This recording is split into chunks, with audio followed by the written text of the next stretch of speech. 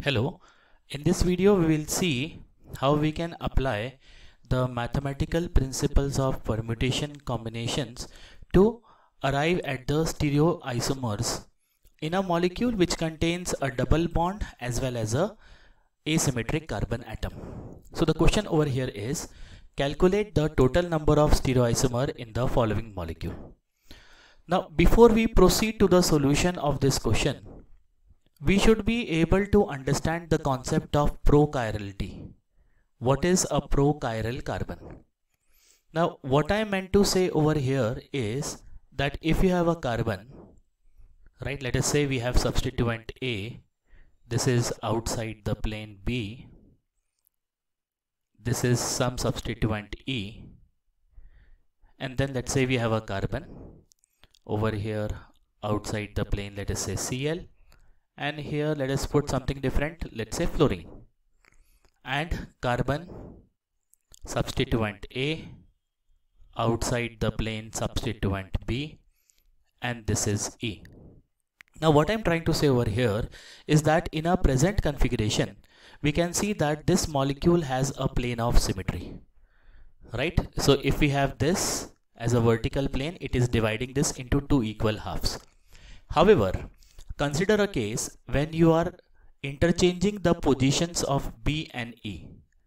So if B appears over here and E appears over here, right, then there is no element of symmetry. Then this central carbon would be a chiral carbon, right, and it will give rise to optical isomerism. So what we are doing is we are just changing the position of substituent on a side carbon. Sometimes it becomes chiral and sometimes it is achiral. So such kind of molecule is actually, and that carbon particularly is known as a prochiral carbon. Okay. Now coming back to this question, this is a star carbon asymmetric carbon. This is also a asymmetric carbon.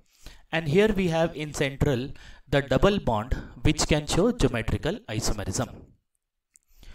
So this can be represented by R or S possibilities, and here possibilities R and S, and here possibility is cis or trans, or maybe Z or E. So first, how do we write total number of combinations? So there is a mathematical way, just like we have the truth table formation, we can do it. So total possible case 8, so we can say this first carbon possibilities R, or it can be S, 2 raised to power 3 is 8. For this carbon, this can be R, S, then you have R, S, and centrally we can just alternate ZE, right? So in this way, in mathematical way, we have written all possibilities of the orientation which can be formed. This is one example, right?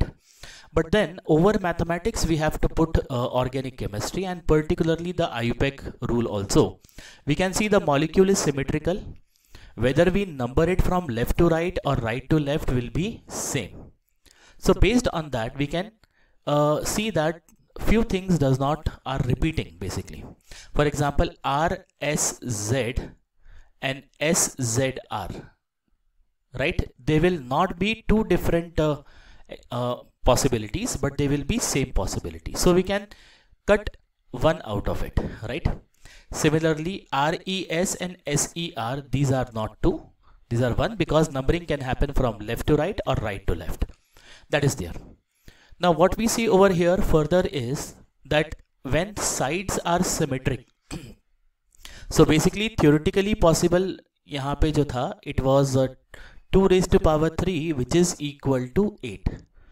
But out of that, you know, two possibilities are gone because of the symmetry of the molecule. Also, what we can see over here, that remaining possibilities will be a different one, right? So what we can say over here is that the total possibilities will not be 8, but 8 minus 2, which is equal to 6. So in this, 6 stereoisomers are possible.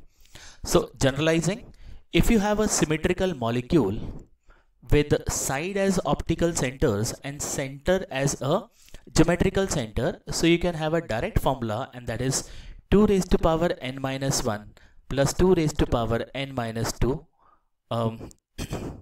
This will be 2 raised to power n minus 1 plus 2 raised to power n minus 1 upon 2. N minus 1 upon 2. So here we can say the number of stereogenic centers are 3, 1, 2 and 3. Therefore, through formula we can say that this will be 2 raised to power 3 minus 1 plus 2 raised to power 3 minus 1 by 2. So we can say 4 plus 2, and answer is equal to 6. Right?